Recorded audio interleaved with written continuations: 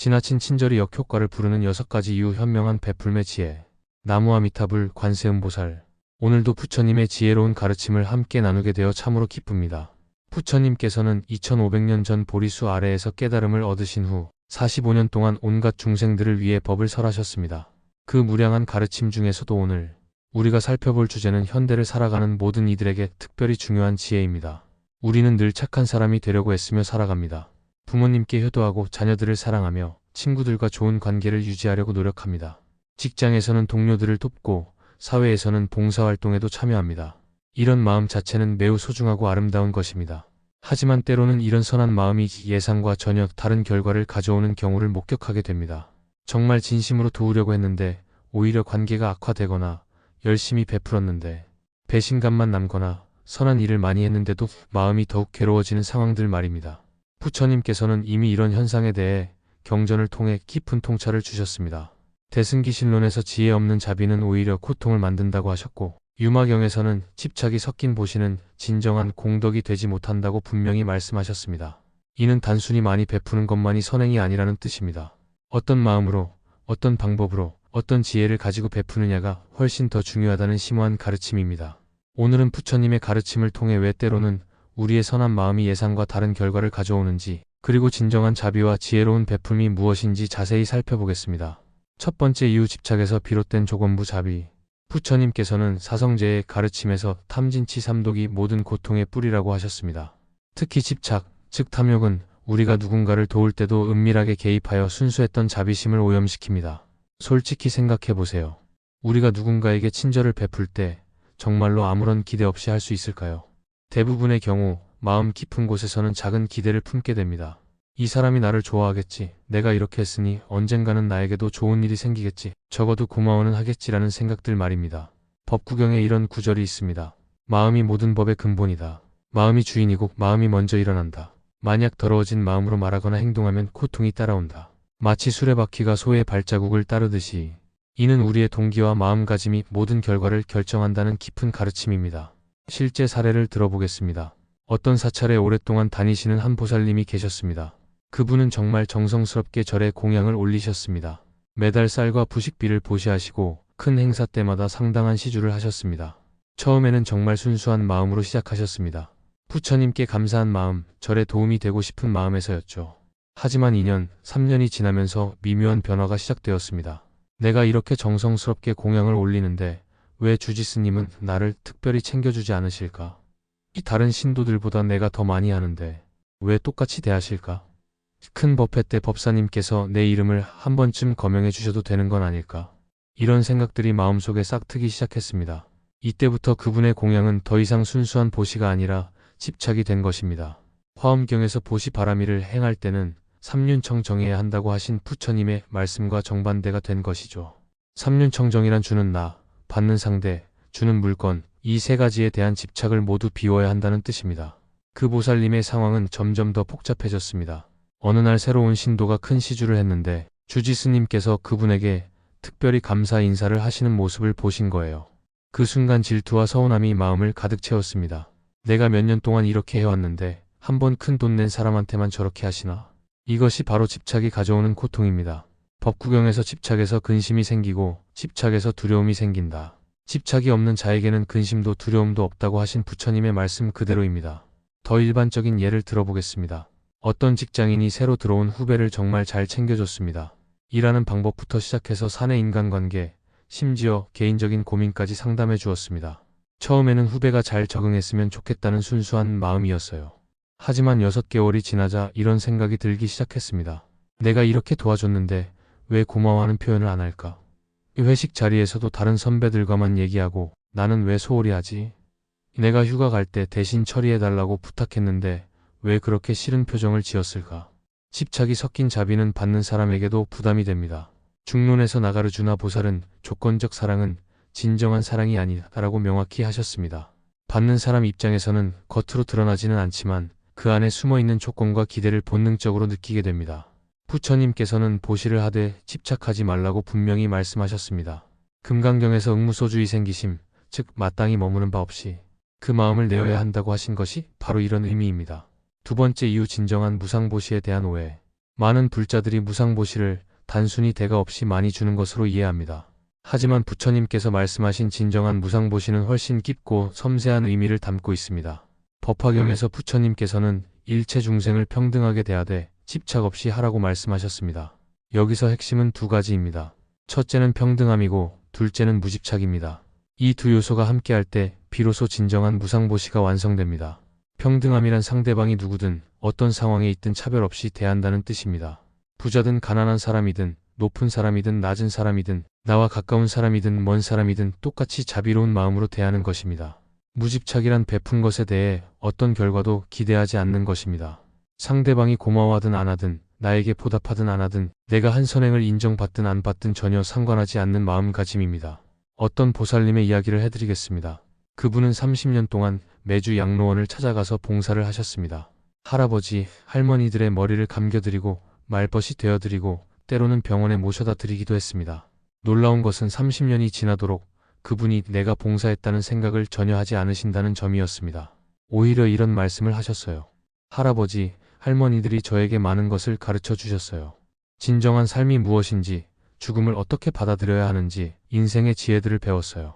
제가 더 많이 받은 것 같아요. 이것이 바로 무상보시입니다.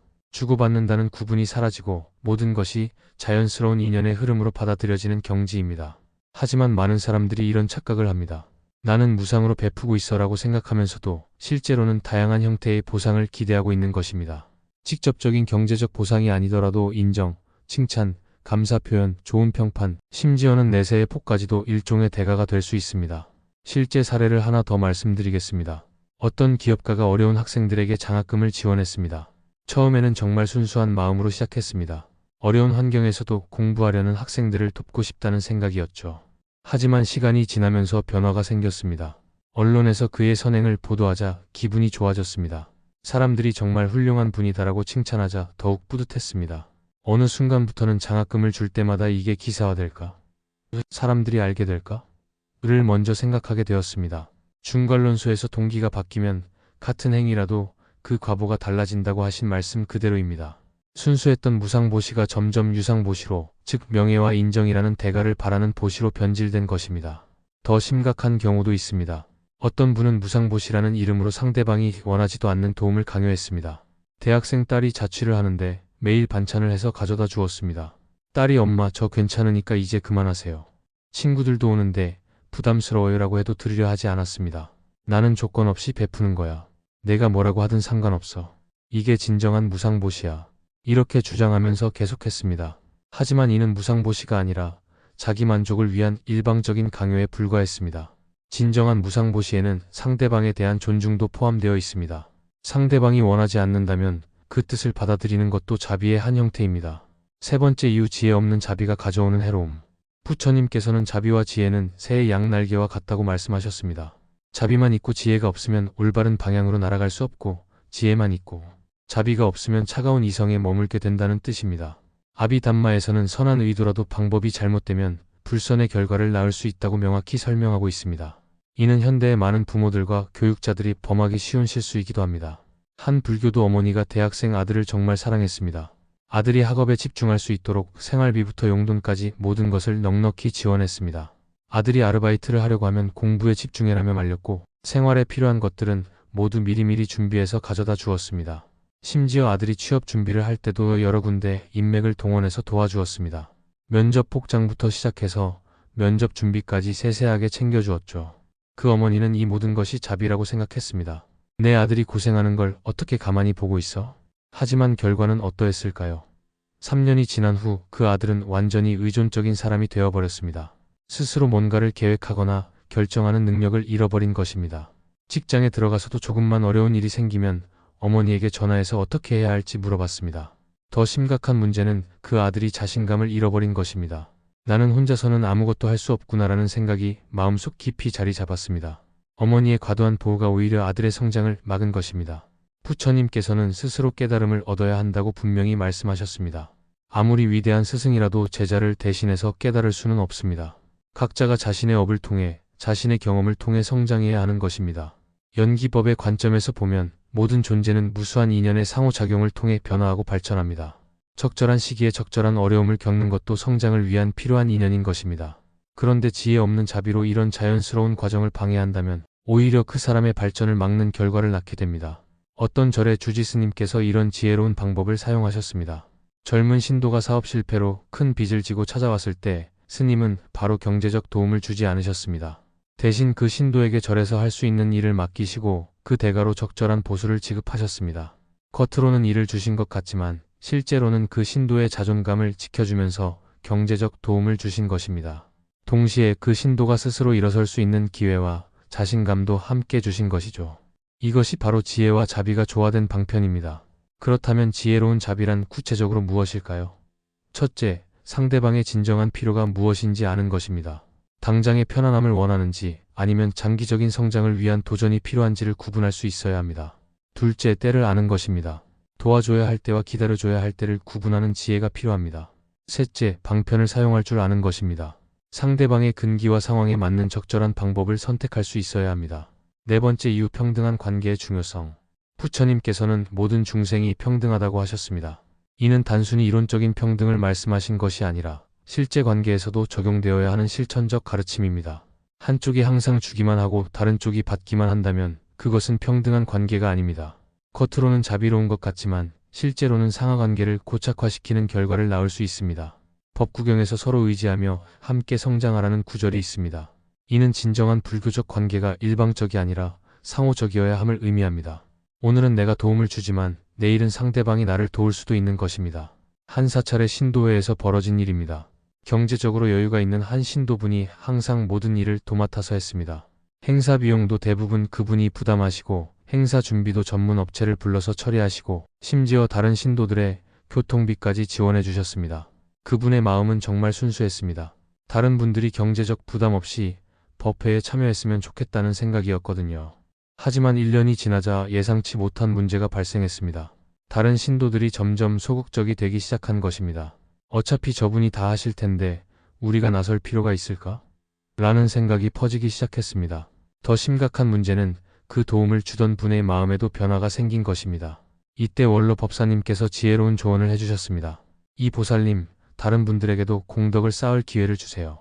모든 것을 혼자 하시면 다른 분들은 언제 보시바라미를 행할 수 있겠습니까? 부처님께서 탁발을 하신 이유도 이와 관련이 있습니다. 부처님 같은 분이라면 신통력으로 얼마든지 음식을 만들어 드실 수 있었을 것입니다. 하지만 그렇게 하지 않으시고 매일 탁발을 하신 이유는 제가자들에게 공덕을 쌓을 기회를 주기 위함이었습니다. 때로는 도움을 받는 것도 필요합니다. 많은 분들이 도움 주기는 좋아하지만 받기는 싫어합니다. 내가 왜 남에게 신세를 져야 해? 라고 생각하죠. 하지만 이것도 일종의 교만일 수 있습니다. 적절히 도움을 받는 것은 상대방에게 보시할 기회를 주는 것입니다. 진정한 평등 관계는 서로가 주고받을 수 있는 관계입니다. 다섯 번째 이유, 자기 자신에 대한 자비의 중요성. 부처님께서는 자기 자신을 사랑할 줄 아는 자가 남도 사랑할 수 있다고 하셨습니다. 많은 분들이 이 가르침을 놓치고 자신을 희생하면서까지 남을 도우려고 합니다. 법구경에서 자신이 먼저 바른 길에 서야 한다. 그 후에 남을 가르칠 수 있다고 하신 것처럼 자신이 먼저 안정되어야 남에게도 진정한 도움을 줄 수 있습니다. 한 제가 보살님이 홀로 계신 시어머니를 7년간 간병하셨습니다. 하루도 쉬지 않고 밤잠도 제대로 자지 못하면서 정성껏 돌보셨습니다. 주변에서 아무리 쉬라고 해도 이것이 효도이고 보살행입니다. 라며 거절하셨습니다. 하지만 4년째부터 그분의 몸과 마음에 변화가 생기기 시작했습니다. 만성적인 수면 부족과 스트레스로 인해 우울증 증상이 나타나기 시작했습니다. 점점 심해져서 시어머니에게 화를 내기도 하고 가족들과도 갈등이 생겼습니다. 결국 그분이 완전히 지쳐서 쓰러진 후에야 가족들이 다른 대안을 찾게 되었습니다. 상담을 맡은 법사님께서 이런 말씀을 해주셨습니다. 보살님, 부처님께서는 중도를 강조하셨습니다. 자신을 너무 방치하는 것도 너무 혹사하는 것도 올바른 수행이 아닙니다. 부처님께서도 6년간의 극심한 고행을 하시다가 그것만으로는 깨달음을 얻을 수 없다는 것을 깨닫고 중도의 길을 택하셨습니다. 자기 돌봄이 왜 중요한지를 보여주신 것입니다. 자신을 돌보는 것은 이기적인 게 아니에요. 오히려 더 오래, 더 지속적으로 남을 도울 수 있는 방법입니다. 부처님께서는 자신이 아름다운 연꽃과 같다면 그 향기는 자연스럽게 퍼진다고 하셨습니다. 여섯 번째 이유, 교만과 아상에서 벗어나기. 부처님께서 가장 경계하신 것 중 하나가 바로 아상입니다. 내가 이런 선한 일을 했다. 나는 다른 사람들보다 더 자비로운 사람이다라는 생각 자체가 이미 교만이며 진정한 보시를 방해하는 요소입니다. 금강경에서 부처님께서는 만약 보살이 아상, 인상, 중생상, 수자상에 집착한다면 보살이 아니다 라고 명확히 말씀하셨습니다. 내가 베푸는 주체라는 생각, 상대방이 받는 객체라는 생각, 이런 구분 자체를 없애야 한다는 가르침입니다. 어떤 신도분이 절에서 여러 가지 봉사를 정말 열심히 했습니다. 새벽 4시에 나와서 법당 청소를 하시고 공양간에서 음식 준비도 도와주시고 큰 행사가 있으면 일주일 전부터 나와서 준비하셨습니다. 정말 모범적인 신도셨죠. 그런데 시간이 지나면서 그분의 마음에 미묘한 변화가 생기기 시작했습니다. 나는 이렇게 열심히 하는데 저 사람은 왜 저것밖에 안 할까? 내가 없으면 이 절이 제대로 돌아갈 수 있을까?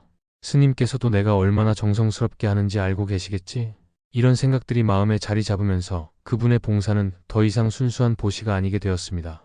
다른 신도들과 비교하며 우월감을 느끼고 자신의 중요성을 과시하려는 마음, 인정받고 싶은 욕구가 개입된 것입니다. 더 심각해진 것은 다른 신도들을 대하는 태도였습니다. 자신보다 덜하는 사람들을 은근히 무시하거나 비판하기 시작했습니다. 저 사람은 맨날 뒤에만 서 있어 입으로만 신심이 깊다고 하지 실제로는 뭐 하나 제대로 하는 게 없어, 이런 식으로 마음속으로 판단하게 되었습니다. 결국 다른 신도들이 그분을 불편해하기 시작했습니다. 겉으로는 열심히 봉사하는 분이지만 그 안에 담긴 교만과 우월감을 사람들이 느꼈기 때문입니다. 이를 알아챈 주지스님께서 어느 날 그분에게 이런 이야기를 해주셨습니다. 이 보살님, 제가 어려서 스승님께 들은 이야기가 있습니다. 한 수행자가 산속에서 10년간 열심히 수행을 했습니다. 어느 날 마을에 내려와서 사람들에게 나는 10년간 수행했다고 자랑했습니다. 그러자 한 노인이 말하기를, 그렇다면 그 10년 수행이 무엇인지 보여달라고 했습니다. 그 수행자는 화를 내며 늙은이가 뭘 안다고 그런 소리를 하느냐고 소리쳤습니다. 그러자 노인이 슬픈 표정으로 말했습니다. 10년 수행의 결과가 이 성냄입니까? 이 이야기를 듣고 그 보살님은 크게 깨달았습니다. 자신이 그동안 봉사라는 이름으로 교만을 키워왔다는 것을 말입니다. 법사님께서 계속해서 말씀해 주셨습니다. 진정한 보살은 자신이 보살임을 모르는 보살입니다. 자신이 얼마나 많은 선행을 했는지 계산하지 않고 자신이 얼마나 자비로운지 자랑하지 않습니다. 오히려 나는 아직 부족하다, 더 배워야 한다는 겸손한 마음을 가집니다. 부처님께서 행하신 무량한 자비행을 보면 이를 더욱 명확히 알 수 있습니다. 45년 동안 중생들을 위해 설법하셨지만 단 한 번도 내가 이렇게 가르쳐 주었다고 자랑하지 않으셨습니다. 오히려 금강경에서 나는 아무것도 가르친 바가 없다고 하셨습니다. 열반경에서는 더 나아가 내가 성불한 것도 중생들 덕분이라고까지 말씀하셨습니다. 이것이 바로 진정한 무아의 자비입니다. 내가 주체가 되어서 베푸는 것이 아니라 자연스러운 인연의 흐름 속에서 필요한 일이 일어나는 것으로 받아들이는 것입니다. 또 다른 사례를 말씀드리겠습니다. 어떤 기업가가 어려운 학생들에게 장학금을 지원하기 시작했습니다. 처음에는 정말 순수한 마음이었습니다. 내가 어려서 고생을 많이 했는데 이런 학생들에게 도움이 되고 싶다는 생각이었죠. 하지만 몇 년이 지나면서 변화가 생겼습니다. 언론에서 그의 선행을 보도하자 기분이 좋아졌습니다. 사람들이 정말 훌륭한 분이다라고 칭찬하자 더욱 뿌듯했습니다. 각종 상도 받게 되었고 사회적 명망도 높아졌습니다. 어느 순간부터는 장학금을 줄 때마다 이런 생각을 하게 되었습니다. 이게 기사화될까? 사람들이 알게 될까? 이번에는 어떤 상을 받을 수 있을까? 순수했던 보시가 점점 명예와 인정을 위한 수단으로 변질된 것입니다. 그럼 어떻게 하면 교만과 아상에서 벗어날 수 있을까요? 첫째, 지속적인 자기 점검이 필요합니다. 내가 선행을 할 때 어떤 마음이 드는지, 다른 사람들의 반응에 어떻게 반응하는지를 솔직하게 살펴봐야 합니다. 둘째, 겸손함을 기르는 수행이 필요합니다. 매일 참회의 시간을 갖고 자신의 부족함을 인정하며 더 배우고 성장해야 할 것들을 생각해봐야 합니다. 셋째, 다른 사람들의 장점을 찾아서 인정하는 연습이 필요합니다. 남과 비교하여 우월감을 느끼는 대신 각자의 독특함과 소중함을 발견하려고 노력해야 합니다. 넷째, 무명의 선행을 실천해야 합니다. 아무도 모르게 인정받을 것을 기대하지 않고 하는 작은 선행들을 통해 순수한 마음을 기를 수 있습니다. 다섯째, 감사하는 마음을 기르는 것입니다. 내가 베풀 수 있는 것도 사실은 무수한 인연 덕분입니다. 부모님, 스승님, 사회, 자연, 모든 존재들의 도움으로 지금의 내가 있다는 것을 늘 기억해야 합니다. 진정한 지혜와 자비가 조화된 삶. 그렇다면 부처님께서 제시해 주신 이상적인 보살의 삶은 어떤 모습일까요? 첫째, 무주상 보시의 실천입니다.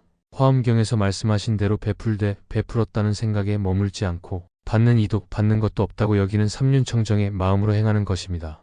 이는 가장 높은 차원의 보시로 아무런 조건이나 기대 없이 자연스럽게 흘러나오는 자비입니다. 실제로 이런 경지에 도달한 분의 이야기를 들어보겠습니다. 어떤 제가보살님이 40년 동안 매주 양로원을 찾아가서 봉사를 하셨습니다. 할아버지, 할머니들의 머리를 감겨드리고 말벗이 되어드리고 때로는 병원에 모셔다 드리기도 했습니다. 놀라운 것은 40년이 지나도록 그분이 내가 봉사했다는 생각을 전혀 하지 않으신다는 점이었습니다. 오히려 이런 말씀을 하셨어요. 할아버지, 할머니들이 저에게 많은 것을 가르쳐 주셨어요. 진정한 삶이 무엇인지, 죽음을 어떻게 받아들여야 하는지 인생의 지혜들을 배웠어요. 제가 더 많이 받은 것 같아요. 이것이 바로 무주상 보시입니다. 주고받는다는 구분이 사라지고 모든 것이 자연스러운 인연의 흐름으로 받아들여지는 경지입니다. 둘째, 지혜로운 방편의 사용입니다. 법화경에서 부처님께서 다양한 방편을 사용하신 것처럼 상대방의 근기와 상황에 맞는 적절한 도움을 주는 것입니다. 어떤 주지스님의 이야기입니다. 그 절에 경제적으로 어려운 신도가 찾아와서 도움을 요청했습니다. 하지만 스님은 바로 돈을 주지 않으셨습니다. 대신 그 신도에게 절에서 할 수 있는 일을 맡기시고 그에 대한 적절한 대가를 지급하셨습니다. 겉으로는 일자리를 준 것 같지만 실제로는 그 신도의 자존감을 지켜주면서 경제적 도움을 주신 것입니다. 동시에 그 신도가 스스로 문제를 해결할 수 있는 능력과 자신감을 기를 기회도 함께 주신 것이죠. 몇 달 후 그 신도는 다른 일자리를 찾아서 독립할 수 있었습니다.